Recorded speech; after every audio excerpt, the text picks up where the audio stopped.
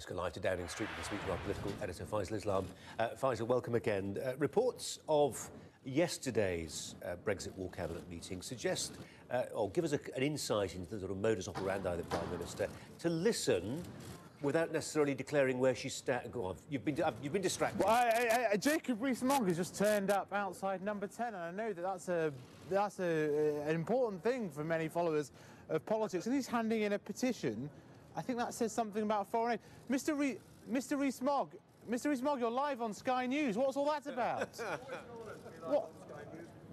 We've just been delivering a petition on behalf of Daily Express and Daily Express readers who are concerned about overseas aid being too high and not being well spent. Do you not hear measuring the curtains? No, I wouldn't dream of being so presumptuous.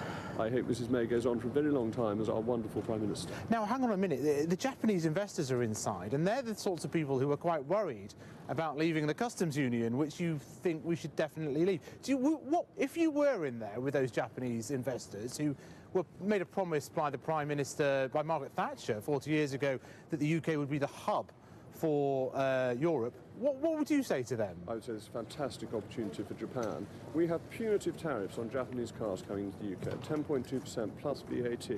So if you want to buy a Toyota that is made in Japan, you have to pay 12% more than if you buy a Peugeot that probably won't work. So there's great news for Japan that we should be out of the customs union and we should be a proper free trading nation. But they'd have to potentially pay tariffs for all the parts that are shipped into Sunderland and the cars back out again and all that sort of stuff. They wouldn't have to pay any tariffs on parts coming into the UK because that would be under our control. Why on earth would the UK put tariffs on parts coming into the UK?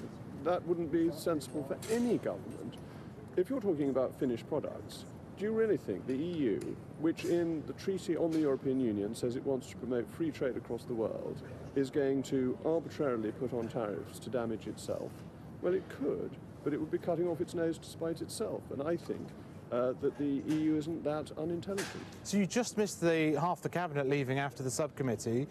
Are you confident that things are going in the direction that yourself, the Brexiter grouping, the European Research Group, wants to take things as regards Brexit? Well, I had a brilliant speech by the Prime Minister last night at a Conservative event where she made it clear that she's sticking to what she said in Lancaster House, that we will be out of the European Union, out of the customs union, out of the single market. So I'm fully confident that what has been promised is being delivered. And just lastly, it was a restricting foreign aid budget petition. It was a petition of Daily Express readers who want to ensure that the foreign aid budget is properly spent and are not in favour, as I'm not in favour, of the 0.7% target. 0.7%. Well, thanks very much for that impromptu interview there with Jacob Rees-Mogg. I wasn't expecting that. It's been quite a morning and an afternoon now.